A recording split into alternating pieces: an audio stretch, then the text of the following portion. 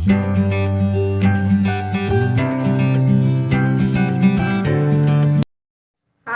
Hello welcome back to my channel వీను sweet home.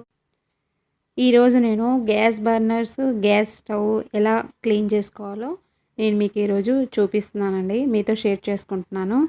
ఇవి ప్రతి ఒక్కరి ఇంట్లో గ్యాస్ స్టవ్ ఉంటుంది, కామన్. అవి మనం కుక్ చేసేటప్పుడు బ్లాక్గా అయిపోతాయి అన్నమాట.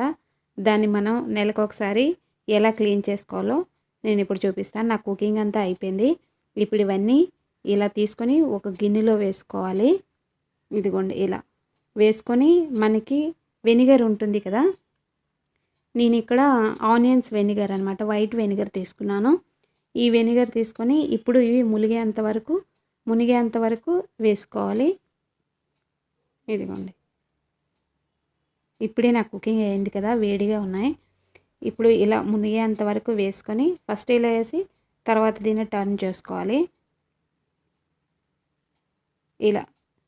ఇలా వేసుకొని ఇవి మనకి 3-4 అవర్స్ మినిమం మనం నానబెట్టి పక్కన పెట్టుకోవాలండి. మీరు నైట్ వంటంతా అయిపోయిన తర్వాత నానబెట్టి మార్నింగ్ కూడా క్లీన్ చేసుకోవచ్చు. ఇప్పుడు నేను బేకింగ్ సోడా వేస్తున్నాను. చూడండి దాని రియాక్షన్ ఎలా ఉంటుంది.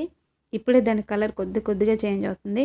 ఇప్పుడు ఇలా వేస్తాం కదా, ఇప్పుడు వేసి ఇప్పుడు దీన్ని మనం ఏంటంటే టర్న్ చేసుకోవాలి. టర్న్ చేసుకొని మనం 3-4 అవర్స్ మినిమం 4 అవర్స్ మనం ఇలా నానబెట్టి పక్కన పెట్టుకోవాలన్నమాట. దీన్ని ఇప్పుడు ఇవన్నీ మనకి టర్న్ చేసుకొని 3-4 అవర్స్ నానబెట్టి పక్కన పెట్టుకోవాలండి. ప్రతి ఒక్కరి ఇంట్లో మనం పాలు పొంగించేటప్పుడు ఏంటంటే పాలు పొంగిపోయి దీంట్లోపలికి వెళ్ళిపోయి ఫ్లేమ్ సరిగ్గా రాదనమాట. ఇలా మనం క్లీన్ చేసుకున్నాం అనుకోండి, చక్కగా క్లీన్ అయ్యి ఫ్లేమ్ బాగా వస్తుంది. ఇదిగోండి నేను 3 అవర్స్ తర్వాత, మీ దగ్గర మెటల్ బ్రష్ ఉంటే మంచిదండి. నేనైతే మామూలు మన టూత్ బ్రష్ ఉంటుంది కదా, దాంతో క్లీన్ చేస్తున్నాను. నా దగ్గర మెటల్ బ్రష్ లేదనమాట. ఇప్పుడు మనం బ్రష్తో ఆ హోల్స్ని చక్కగా క్లీన్ చేసుకున్నాం అనుకోండి, మనకి చక్కగా క్లీన్ అవుతుంది. ఇప్పుడు ఇలా మనం క్లీన్ చేసుకున్నామంటే హోల్స్లో ఏమైనా ఉంటే అవి కూడా క్లీన్ అయిపోతాయి అన్నమాట. మెటల్ బ్రష్ ఉంటే ఇంకా మంచిది. నా దగ్గర లేదు, మీ దగ్గర ఉంటే దాంతో క్లీన్ చేసుకుంటే ఇంకా చక్కగా క్లీన్ అవుతుంది అనమాట. దీంతో కూడా చక్కగా క్లీన్ అవుతుంది. చూడండి ఇప్పుడే మనకి కలర్ చేంజ్ కనిపిస్తుంది కదా. ఇప్పుడు మూడింటిని ఈ బ్రష్తో చక్కగా మనం క్లీన్ చేసుకోవాలి.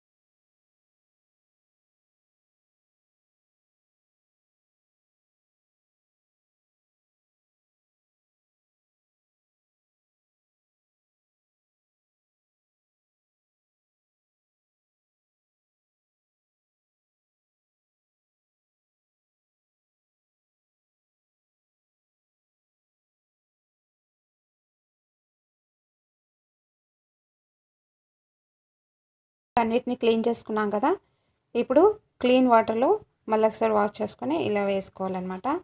ఇప్పుడు పితాంబరి ఉంటుంది కదండి, మనకు దొరుకుతుంది కదా మార్కెట్లో, ఆ పౌడర్తో మళ్ళీ ఒకసారి దీన్ని మనం క్లీన్ చేసుకోవాలి. దానివల్ల ఏంటంటే మనకి ఇంకా మంచి కలర్ వస్తుంది, అంటే ఇవి బాగా మెరుస్తాయి. ఇప్పుడు నేను బ్రష్తో దీన్ని మళ్ళీ నేను పైన పీతాంబరితో నేను క్లీన్ చేస్తాను.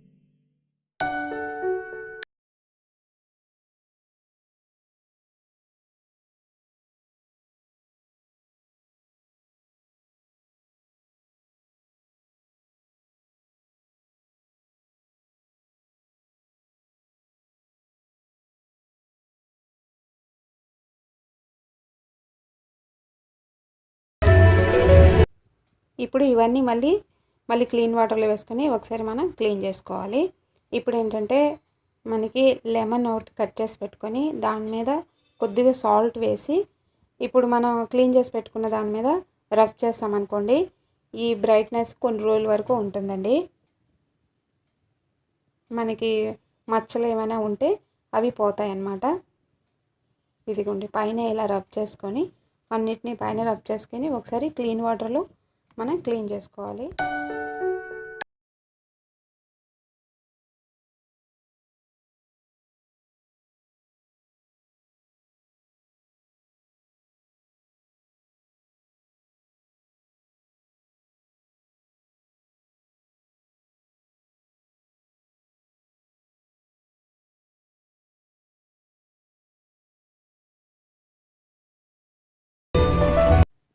ఇప్పుడు క్లీన్ వాటర్లో వేస్తాం కదా, ఇప్పుడు ఇవన్నిటిని మనం పొడిగుడ్డతో చక్కగా తుడుచుకొని పక్కన పెట్టుకోవాలి. మీకు స్టార్టింగ్లో చూసిన దానికి ఇప్పటికీ మనకి తేడా తెలుస్తుంది కదా, ఇంత చక్కగా క్లీన్ అవుతాయండి. ఫ్లేమ్ కూడా చాలా చక్కగా వస్తుంది.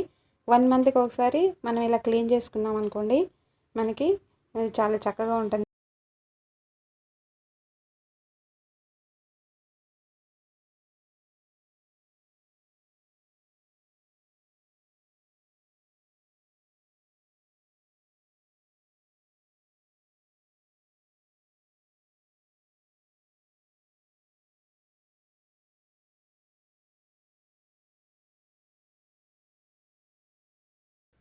చూసారా ఇలా క్లీన్ అవుతాయి అన్నమాట. ఇప్పుడు చూసారా ఎంత బాగా మెరుస్తున్నాయి. ఇప్పుడు నేను గ్యాస్ స్టవ్ కూడా క్లీన్ చేసేస్తున్నాను. ఇవన్నీ తీసి పక్కన పెట్టుకొని నా దగ్గర విమ్ జెల్ ఉందండి, దాన్ని కొద్దిగా తీసుకొని మొత్తం క్లీన్ చేసేస్తున్నాను. ఇలా మనం 3 డేస్కి ఒకసారి, అంటే గ్యాస్ స్టవ్ బర్నర్స్ అంటే మనం 15 డేస్కి ఓపిక ఉంటే 15 డేస్కి ఒకసారి, లేకపోతే 1 మంత్కి ఒకసారి క్లీన్ చేసుకోవచ్చు. కానీ గ్యాస్ స్టవ్ మాత్రం మనం డైలీ క్లీన్ చేసుకుంటే మనకి గ్యాస్ స్టవ్ చాలా నీట్గా ఉంటుంది. ఇది మనకి చాలా అవసరం, ఎందుకంటే మనం రోజు దీంతో పని ఉంటుంది, కుకింగ్ చేస్తాం కనుక దీన్ని శుభ్రంగా ఉంచుకోవడం చాలా అవసరం.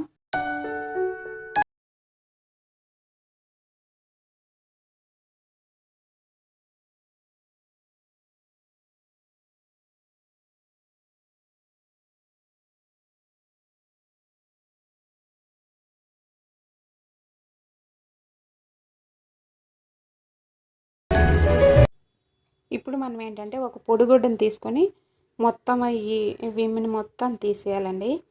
ఇప్పుడు మొత్తం తీసేసిన తర్వాత ఇలా తీసామనుకోండి, తర్వాత ఇదే క్లాత్ని మళ్ళీ మనం తడిపేసి వాటర్లో తీసేసి మళ్ళీ ఆ క్లాత్తోని మళ్ళీ ఒకసారి నీట్గా తుడుచుకోవాలన్నమాట.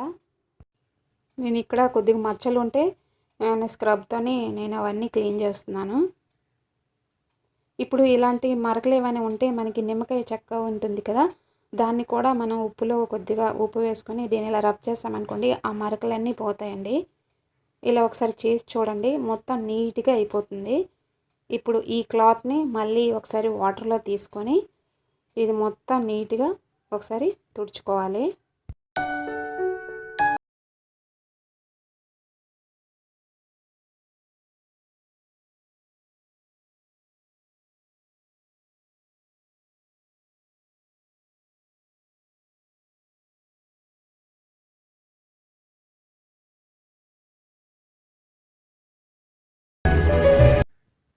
ఇప్పుడు తడిగుడ్డతో తుడిచాం కదండి. తర్వాత ఇదిగోండి పొడిగుడ్డ ఒకటి తీసుకొని మొత్తం క్లీన్ చేసుకొని ఇది కాసేపు ఆరబెట్టుకున్నాం అనుకోండి. నేను తగినవన్నీ కూడా క్లీన్ చేసి పక్కన పెట్టుకున్నాను. అవన్నీ ఆరిన తర్వాత మనం మొత్తం సెట్ చేసుకున్నాం అనుకోండి, మన గ్యాస్ స్టవ్ చాలా నీట్గా ఉంటుందన్నమాట. అప్పుడు కుకింగ్ చేయడానికి కూడా మనకు కూడా ఇంట్రెస్ట్ పడుతుంది. ఇప్పుడు అన్నీ ఆరిపోయిన తర్వాత ఒకసారి పెట్టి చెక్ చేసుకోండి, మీకు ఫ్లేమ్లో తేడా తెలుస్తుంది అనమాట. ఐ హోప్ మీకు ఈ వీడియో నచ్చింది అనుకుంటున్నాను. నచ్చితే లైక్ చేయండి, షేర్ చేయండి, కామెంట్ చేయండి. కొత్త వాళ్ళైతే సబ్స్క్రైబ్ చేసుకోవడం మాత్రం మర్చిపోకండి. ఈ వీడియోని ఇక్కడితో ఎండ్ చేస్తున్నాను. మళ్ళీ నెక్స్ట్ వీడియోలో మళ్ళీ కలుద్దాం. అప్పటి వరకు bye, take care, keep smiling.